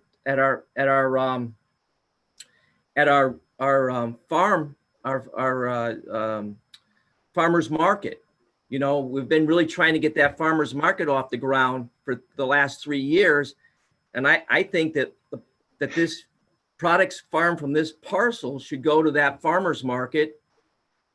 It should be a requirement that it goes right to the town and to that farmers market. And I've been to that farmers market. I bought from Fran Whalen, but I didn't see, I just think that rushing things would not, I don't think we're hurting anything. The land's not going anywhere. And I think that they can get on there and clean and prepare and fertilize and till and get that in good shape with a lot of time, because this isn't the only plot that they have to farm. They have their business plan. This is going to be in addition to. So they should be able to bring this in slowly, work on it, and we should have a bumper crop next year is my vantage point right now with everything that I've seen. Ed, I mean, I think this should be under the oversight of the farmland committee. That's why it's there.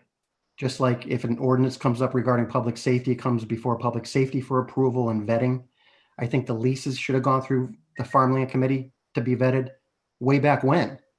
I think this I should be agree a with that. priority on I your agree with committee. that.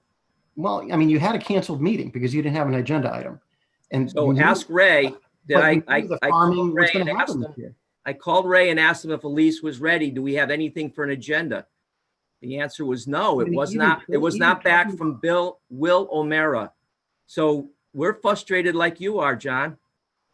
I mean, I don't know. You know, it is very frustrating because, you know, we're talking about surveying, we're talking about land prep, we're talking about leases, we're talking about rates, and all that should have been discussed. And it only comes to the council when we have a lease to review and the rates and a surveying thing. Instead of talking about the details here at the council level, it all should have been vetted at farmland over the past 4 months, irregardless of the virus. It was not available. Okay. I mean, sincerely. I mean, I No. you know, it is what it is. Trust Ray that he had it out there and was trying to get it back. But I mean, we had a series of emails go back and forth on April 14th and 17th and the 20th for the 20th meeting. We could not get those exhibits for that meeting. I mean, I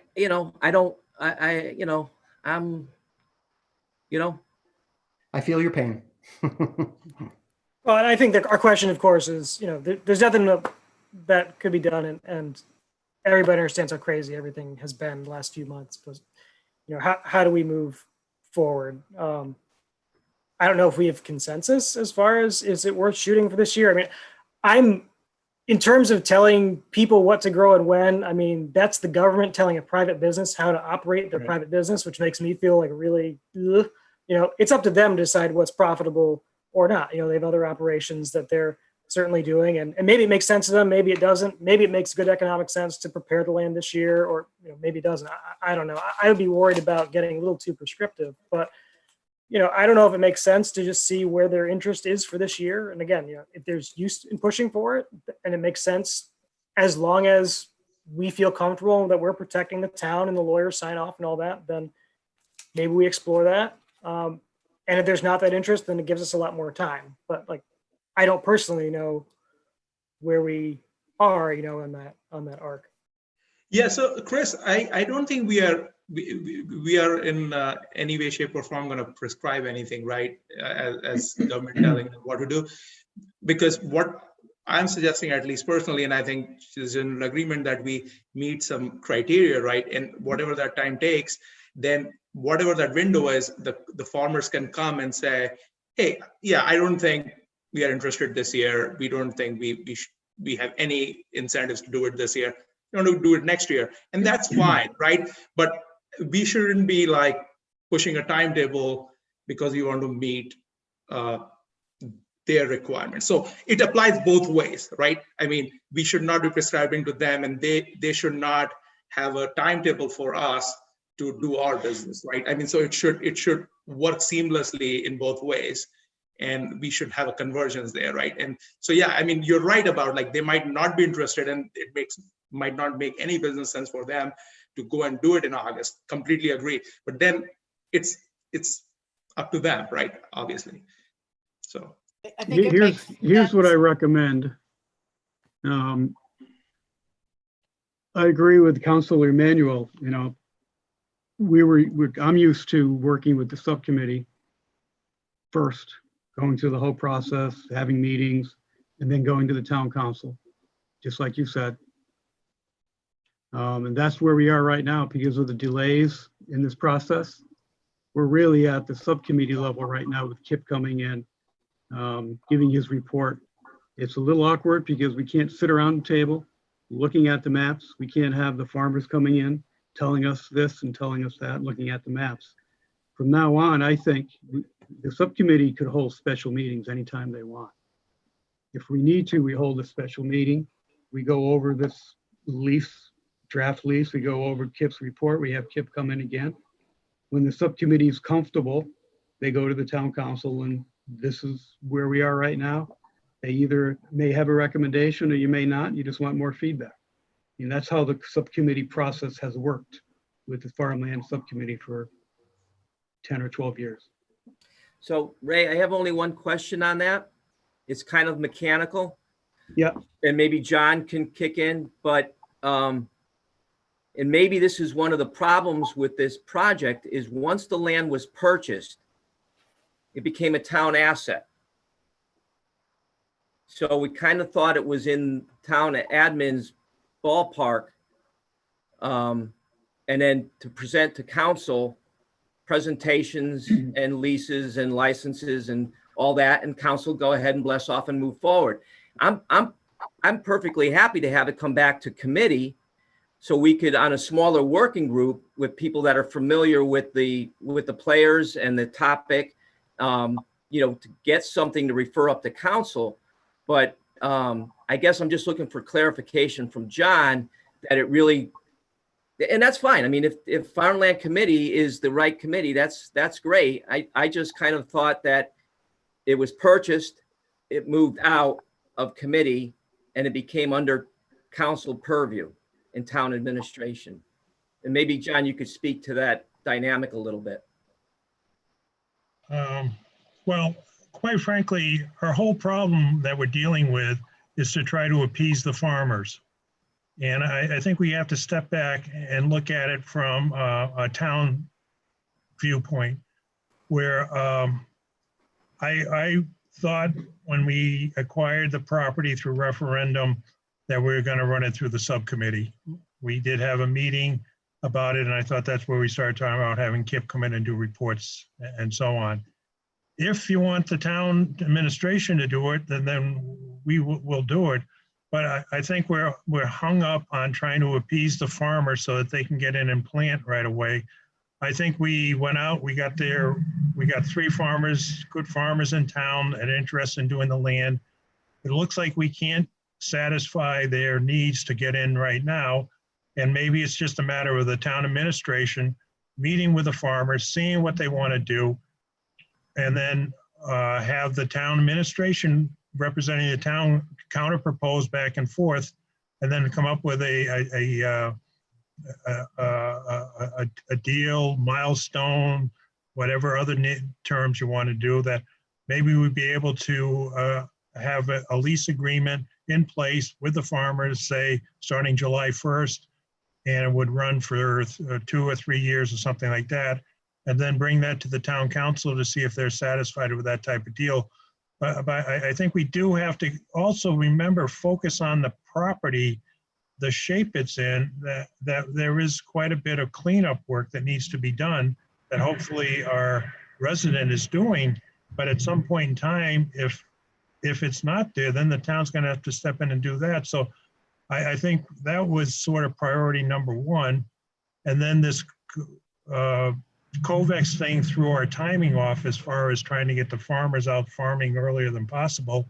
And I just think the town needs to step back and look at a realistic date that's saying, why don't we try to shoot for July 1st, August 1st, to have agreements in place with the farmers with an understanding that they'll be spending the rest of the year fixing the land up for next year, or fixing the land up so they can plant a fall crop.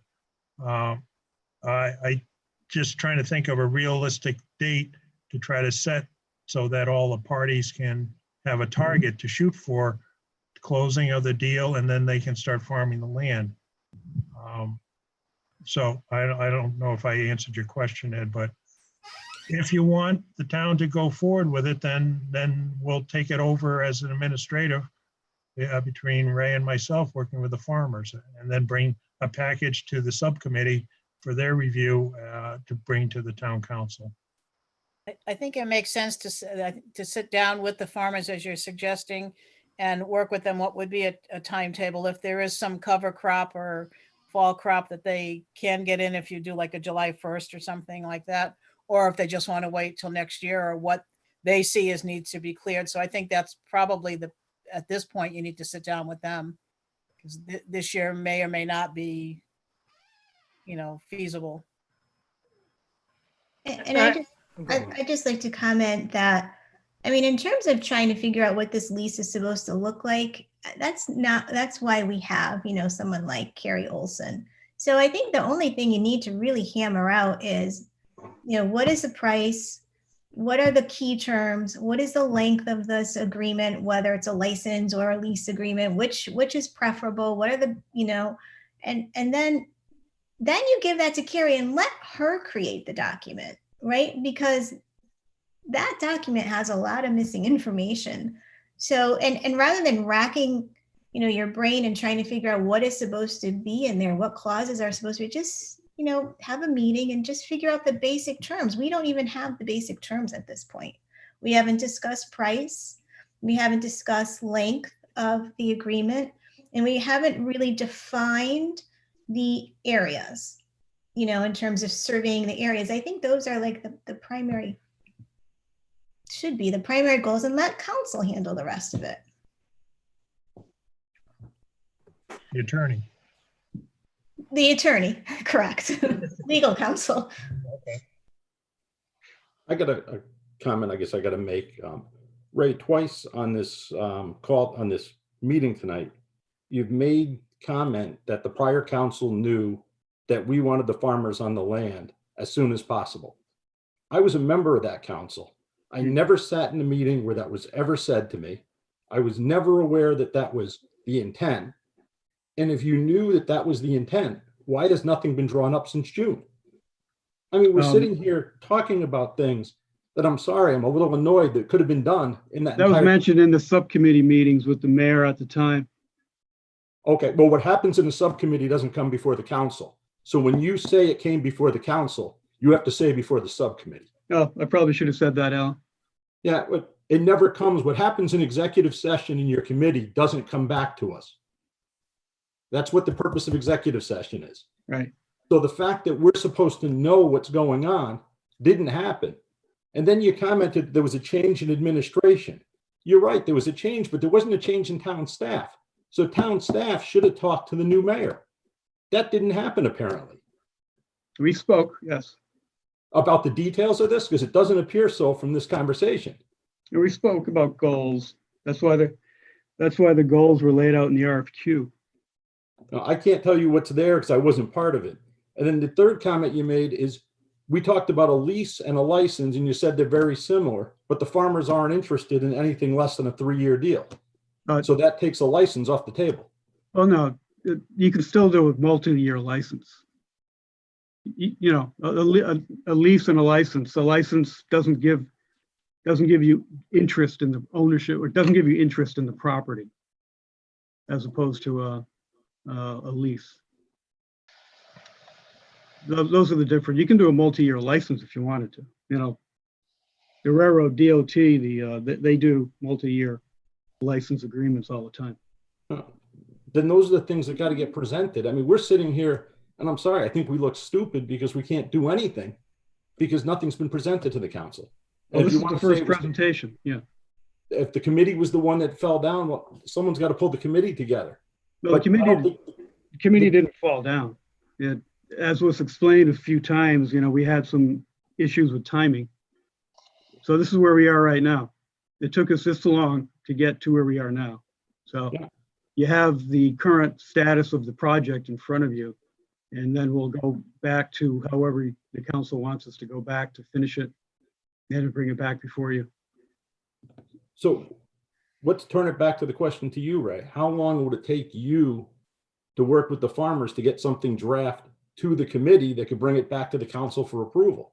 Well, I can call the farmers tomorrow, and then I need to send off that draft, I guess, to the, we'll talk to the farmers this week, get the details, and then send off the draft with whatever the farmer details want to see, maybe, to the town attorney. Talk to the town attorney about this lease. So is the time frame basically by the next council meeting, we're going to have, or you have to have a special meeting of the farmland committee? I think a lot of it depends on our ability to meet with the farmers. I don't know if they'll drop everything and come in and get some sort of agreement with them. So you could sort of say, give us to the next subcommittee meeting to do that. And now I understand that's a issue to the farmers because they can't get on it. But I think at some point in time, we sort of have to admit that we may not be able to meet the spring crop planting season, but we'll strive to try to get something in place so that they can start working on it this year so they could do any fall crops or be ready to go next year and the following year, at least. So is that the action plan we're going to take away from this? Is that we're going to reach out to the farmers and report back for the? Yes, because we have a lease document that has a lot of blanks in it. Correct. I We read haven't it. talked to the other side yet. So I think we need to have some sort of discussion with the other side to get their feedback and counter and so on. And then at some point in time when we have the appropriate information, is it to go to the Land Acquisition Committee, work through them to finalize some sort of arrangement that would be eventually brought to the town council? I think that makes sense. The time frame is difficult to say, but we have to sort of agree as a group that we may not be able to meet the farmers' need by June 1st. I think as long as we can be upfront with what the time frame looks like, you know, that's what a business wants, information that they can make a decision based on. So I think that makes sense. You know, maybe it'll work for one, maybe work for three, maybe it works for none. But at least then we can kind of figure out, you know, what does the plan look like? Is it the spring? Is it this fall? And, you know, I do want to note that as this has been a very good and robust conversation, but if we rewound the clock 3 years ago, we were talking about a totally different set of problems with that, you know, with that parcel and a lot of uncertainty. And even though this might have been uncomfortable at times, this is a much better place than, you know, I think than we were at years ago with this land, and certainly the current owner, well, the town's current owner, previous owner. So this is actually a good problem to have. And I think that once we get through this kind of growing pain, the result's gonna be really good for the town and we'll all have been proud to be a part of it. So hopefully if any feelings are bruised, we can, you know, think about what that looks like once we're done. And I guess I'm just going to comment quickly on, you know, both with respect to Ray, what you had said, and Alan, what you had said. You know, when this went out to referendum, there was a lot of talk about, you know, the importance of preserving this farmland. And we've done that. We've preserved the farmland. And that's, you know, that was our number one goal. There was also discussion, though, during that period of all the possible things we can do. And I remember someone said, maybe we'll grow Christmas trees. Maybe we'll do this. Maybe we'll have community gardens. So when our administration came in, the question was, okay, let's move forward, but let's move forward with a plan. And I appreciate that perhaps it's going to be fragmented and things may have to happen, let's say with farmers first, before we can move to the other part. But all of that has to be presented to the public, right? It has to, we have to be transparent with the public. We have to let them know what our ideas are. And, you know, I've been waiting to hear from Kip for months. And so, you know, it's just, I appreciate the position that we're in, but, you know, it's certainly not the fault of a new administration coming in. I just want to put that on the record. Just the next, I think in the next step, I think you wanted the NRCS to come in and do a farmland conservation plan. Yes, because I don't see why we're not moving forward, right? No. If we can be moving forward, we should continue to move forward. And there's no reason why we can't run on a parallel track, right? That's why Vivian from NRCS will be walking the property on May 29th. Yeah, that's great. And then she'll be, she can attend a June 15th meeting of the town council to discuss NRCS, what they do and what they can do for the town. That's great. For the property, for a conservation, woodlands conservation plan and a farmland conservation plan. Yeah, because we had said that was said, promised to the public. Let's look at walking trails. Let's look at, passive use. So we don't want to be in a position where we are now, where we haven't moved a project forward. So it's great that she's finally able to come in.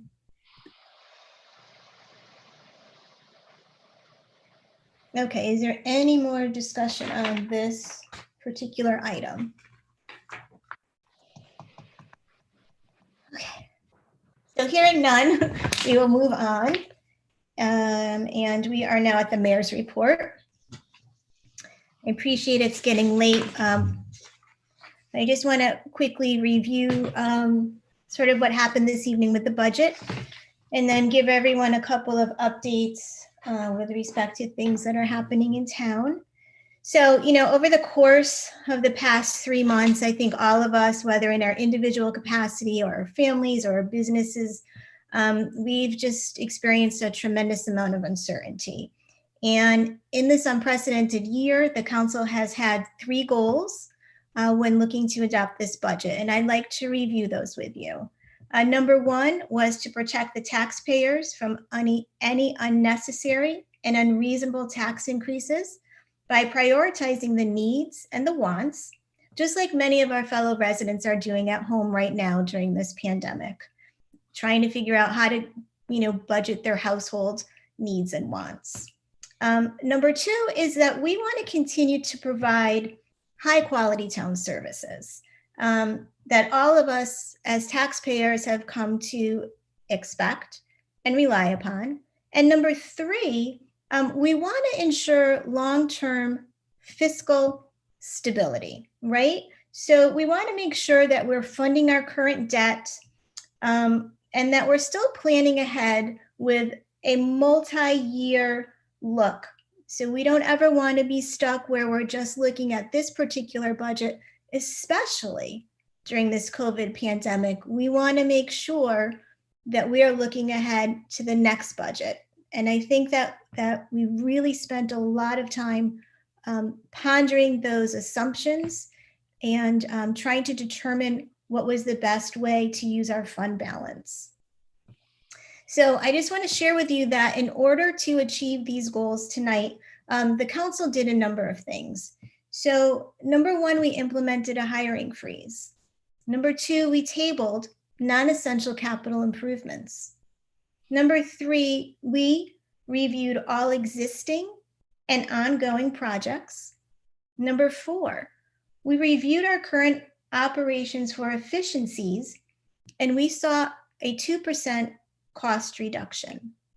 And finally, number 5, we approached the unions and requested a pay freeze for town employees. And to balance the revenue and expenses, the council passed a $1.82 million cut in spending. And that also included a 1.6% savings from operations. And as a result, we came to the figure of a 1.1 mil increase. The key driver, which was really over 2/3 of this, was an increase in new debt service. And that is the result of multiple referendums over the course of just recent years. And if you were to look at that in terms of a pie chart, that new increase in debt service actually represents 67% of our increase this year. So I just want to thank all of you for your understanding and for your cooperation and your ongoing community support during these unprecedented times. And I specifically want to thank John Mayer for helping us and guiding us through this process. I'd like to thank our departments and our department heads for their guidance. I'd like to thank the Board of Education for their guidance and for their input. And I think what we were able to do as a council this evening was to protect our taxpayers this year, and also given the uncertainty of the future, how the economy is going to turn around, what that recovery is going to look like, we really made the tough decisions and the fiscally responsible decision to protect the taxpayers next time around. So let's just quickly shift gears to a community shout out. I have a great story. an Eagle Scout by the name of Yulong Day, has just completed a project. And what he did was he built and installed 2 bridges at Quarry Park. I'm going to try to get those photos of the bridges up on my social media page so you can see them because they are spectacular. He also led his troop to pick up some rubbish in the park, which included things like tires and metal and an oil tank. And so I just want to thank Yulong Day for doing this for our community. He wasn't just doing it to earn his Eagle Scout badge. I mean, he did this for a much greater purpose. And like all of you who are coming together in our community during this COVID pandemic, I'm really proud of this young man and all of his efforts. So thank you. And as we move into phase 1 of the governor's reopening plan, which is scheduled for Thursday, we see that there are some changes there. I don't know if John Mayer will speak to those, but one of the things is we're now pulling back on salons being able to reopen. But for those of you who operate businesses here locally, whether it's a restaurant or retail, we now have our own local our own local guidance for you. And so you will find that guidance on our COVID dedicated page at rockyhillct.gov. I would encourage you, if you have any questions, you can call our planning and zoning department, but a lot of information and detail has been put into that local guidance and you will find that online. And so finally, I'm just gonna say thank you again for your cooperation and for adhering to mitigation strategies. I wish you all a very safe and healthy rest of your week and know that we will get through this together. Okay, and so now I'm going to turn it over to John Mayer for his town manager's report. Just to continue on the reopening of the restaurants, planning and zoning worked with the fire marshal and the town attorney to come up with the guidelines associated with those restaurants that want to expand into the parking lots and so on, to do it as quickly as possible. As the mayor mentioned, the guidelines are on our website as well as on the Chamber Commerce website as well. Also, the town staff will start returning to the office and stop from the working at home on the 20th, but we'll continue to keep the building closed as we work out this distance, keeping a safe distance and so on. We're setting up plexiglass shields at the counters, so when we do transactions, they're protected by the shield. And so on. We're starting to reopen the transfer station.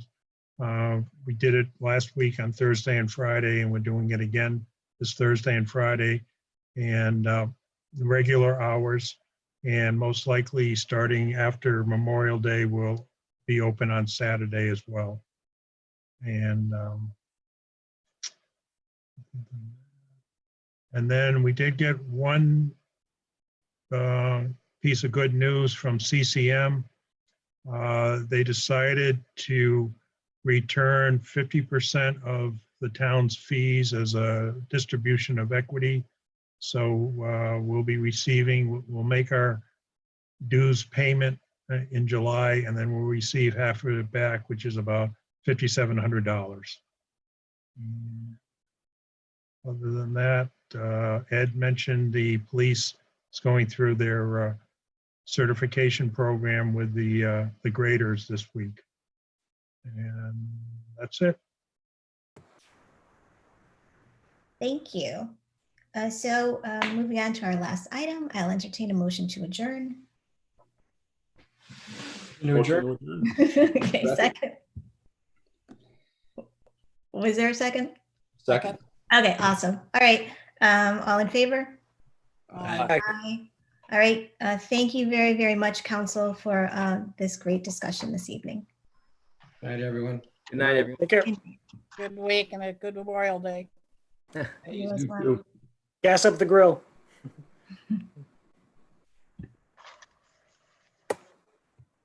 Yep, that's